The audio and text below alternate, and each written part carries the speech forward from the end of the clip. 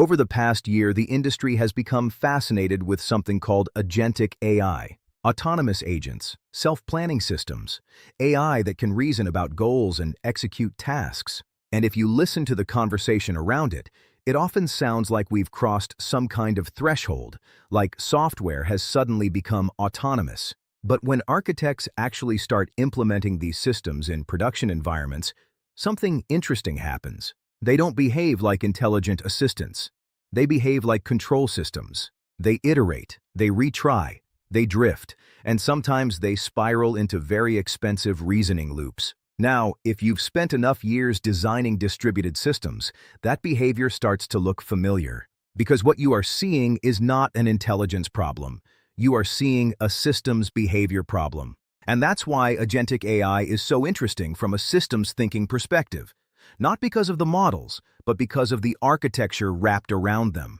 So instead of asking, how do we build smarter agents, which is where most of the conversation currently lives, a systems thinker asks a different question.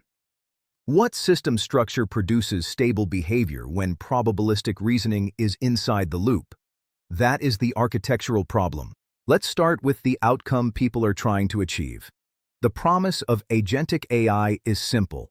Instead of giving a model a prompt, we give it a goal, investigate a failure, research a topic, write a report, plan a solution, execute the tasks required to reach that objective. In theory, the system becomes autonomous, and if you work with senior architects long enough, you'll notice something about that idea. Whenever someone describes a system in terms of what it is supposed to do, the next question is always the same. What structure produces that behavior? Because systems thinking has a very inconvenient rule. Systems do not behave according to their goals. They behave according to their structure. So if we want to understand agentic AI systems, we need to stop looking at the goal and start looking at the loop. When you examine most agent frameworks today, LangChain agents, Crew AI, Bedrock agents, AutoGPT, you quickly notice something.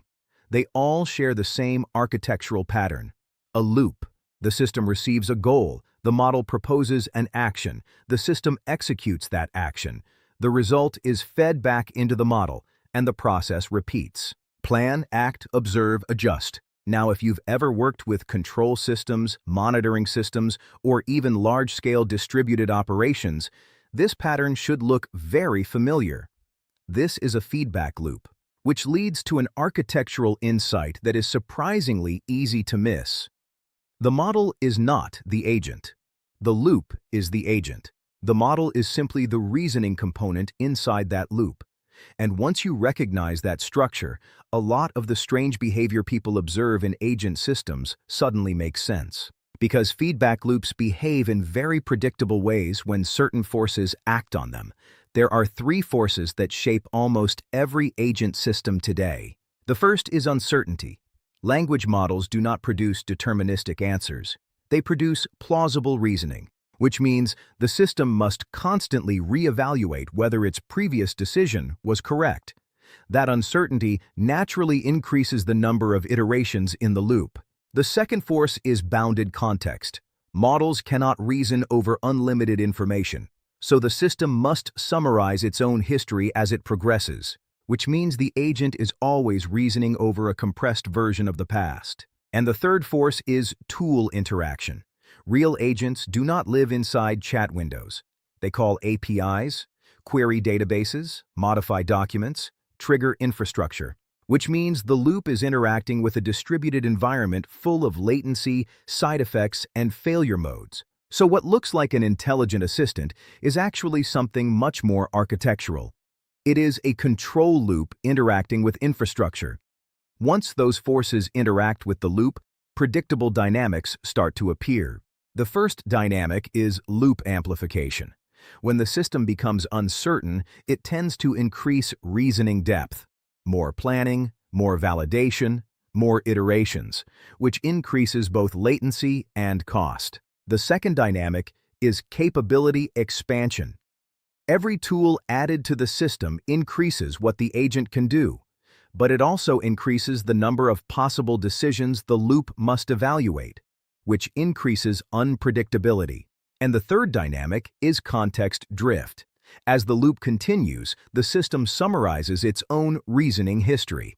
Important information disappears, and the model begins making decisions based on an increasingly simplified version of past events. If you've spent years diagnosing complex systems, this pattern should sound familiar, because we've seen it before, not in AI, but in systems with unstable feedback loops. From an architectural perspective, agent systems are actually quite simple. They contain 5 structural components: a goal definition, a planner, a tool execution layer, a memory mechanism, and the control loop connecting them. The language model sits inside this system as a reasoning engine, but the model is not what determines system behavior. The structure around the model does, which is why 2 teams can build agent systems on the same model and observe completely different results. Because the architecture of the loop determines how the system behaves. And this leads to a realization that is slightly uncomfortable for the industry right now. Many of the failures people attribute to AI limitations are not actually model problems. They are architecture problems. Runaway loops, exploding costs, inconsistent reasoning, unstable tool behavior. Those are not primarily failures of intelligence, they are failures of system design. So what should architects actually do with this insight? 3 things. First, constrain the loop. Agent systems should never operate with unlimited reasoning depth. Iteration limits, search boundaries, and clear stopping conditions are architectural guardrails. Without them, feedback loops amplify uncertainty. Second, separate reasoning from execution. The model can propose actions, but execution layers should remain deterministic, observable, and controlled. That separation stabilizes the system. And third, treat memory as an architecture problem. Most agent failures happen because context degrades over time. Designing how the system retrieves, summarizes, and prunes information becomes critical. In other words, the model is not the system. The architecture around the model is the system. And if that architecture is unstable, no amount of model capability will fix it. Agentic AI is often presented as a revolution in intelligence, but from a systems perspective, it is something much more familiar.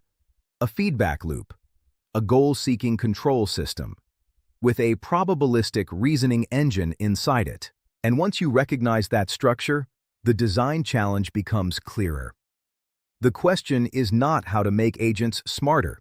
The question is, how do we design stable systems around probabilistic reasoning engines? Because in complex systems, intelligence alone does not create reliable behavior. Structure does. And that is where systems thinking becomes essential. This is systems thinking for architects.